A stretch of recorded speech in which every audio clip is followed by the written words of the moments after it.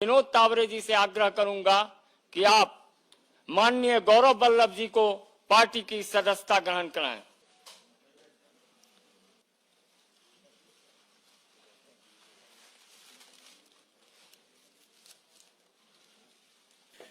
विनोद तावड़े साहब, संजय मयूख जी, मंच पर मेरे साथ विराजे हुए अनिल जी, उपेंद्र जी और आप सभी पत्रकार साथियों को मेरा सादर नमस्कार और प्रणाम।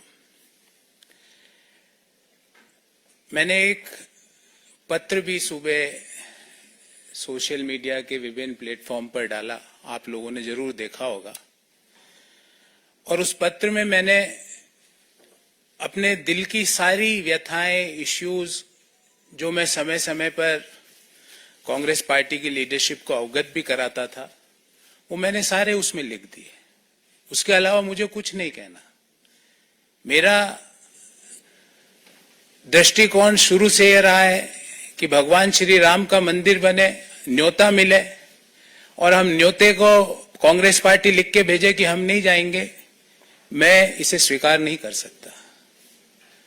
देश में मैं अर्थशास्त्र का विद्यार्थी हूं, बड़े समय तक अर्थशास्त्र और वित्त देश के प्रतिष्ठित संस्थाओं में पढ़ाया भी है मैंने।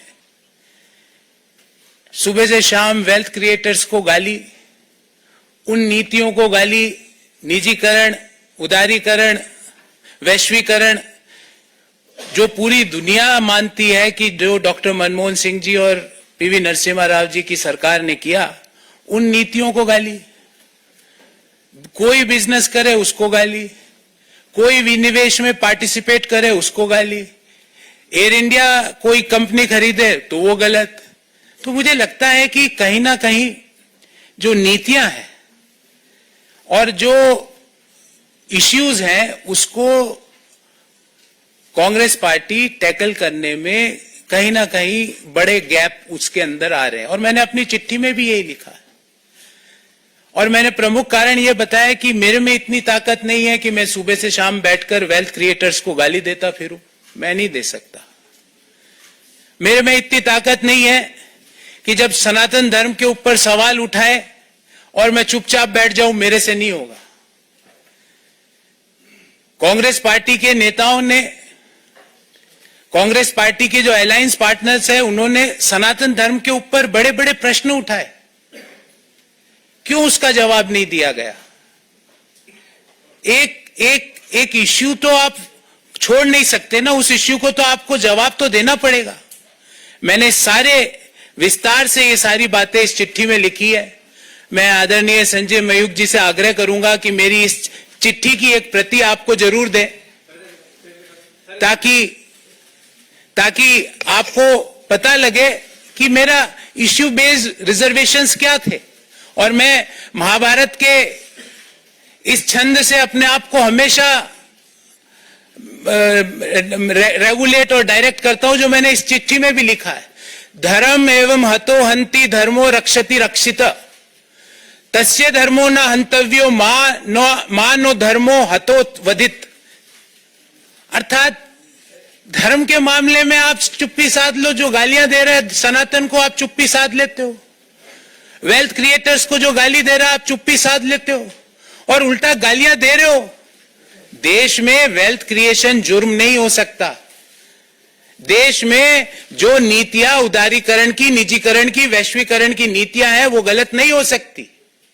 आज आप इसलिए उन चीजों को गलत बोलते हो क्योंकि वो एक ऐसे व्यक्ति उन चीजों को आगे लेके जा रहा है जिनको आपको सुबह से शाम गाली देनी है। मैंने कम से कम 300-400 प्रेस वार्ताएं करी है साथियों, आपने भी कहीं ना कहीं मुझे जरूर देखा होगा। मैंने इश्यू बेस्ड रिजर्वेशंस पे बात करी है, व्यक्ति परक्ष आरोप आलोचनाएं नहीं करी है। व्यक्तियों के बारे में राजनीतिक पार्टियों पे आक्षेप नहीं होते। राजनीतिक पार्टियां आइडियोलॉजीज पर आधारित होती है, और जो आइडियोलॉजीज पर मैं ये सोच के कांग्रेस पार्टी, जिस आइडियोलॉजी को सोच के मैंने ज्वाइन किया था कि नए आइडियाज का, इंटेलेक्चुअल आइडियाज का, नए सोच का वहां पर सम्मान होगा, पर नए सोच का, नए आइडियाज का, नए लोगों को सम्मान छोड़ के क्रश करने की प्रक्रिया भारत को आगे नहीं ले जा सकती।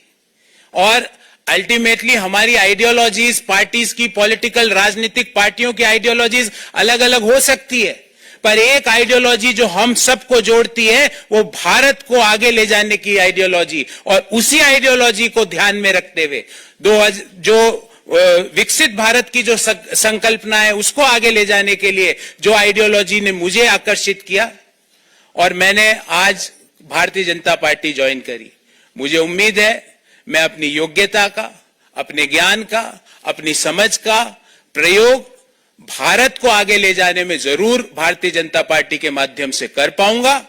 और मैं अति प्रसन्न हूं, मैंने मेरी दिल की बात सारी लिख दी है। इससे ज्यादा ना तो मुझे किसी के व्यक्ति के बारे में टीका टिप्पणी करनी है। जो इश्यूज, और ये इश्यूज मैंने ऐसा नहीं कि पहली बार उठाए, पार्टी के हर पटल पे इन इश्यूज को मैंने समय समय पर उठाया और बेरोक टोक उठाया, पर जब आप इनको नजरअंदाज कर रहे हो तो मुझे लगता है कि भारत को आगे ले जाने में आपका कंट्रीब्यूशन नहीं है। और जब मैं अपना कंट्रीब्यूशन भारत जैसे महान देश को आगे ले जाने में नहीं दे सकता तो मैं वहां रहकर कुछ नहीं कर सकता। इसलिए मैंने प्रधानमंत्री नरेंद्र मोदी जी के विकसित भारत की संकल्पना को आधार बनाकर देश को आगे ले जाने की, जो डेवलप्ड नेशन बनाने की जो मोदी जी का सपना है, उसको साकार करने के लिए जो भी मेरे से योगदान होगा वो मैं पूर्ण रूप से दूंगा। इससे ज्यादा मैं आज आपसे कुछ नहीं कहना चाहता। बहुत बहुत धन्यवाद, बहुत बहुत धन्यवाद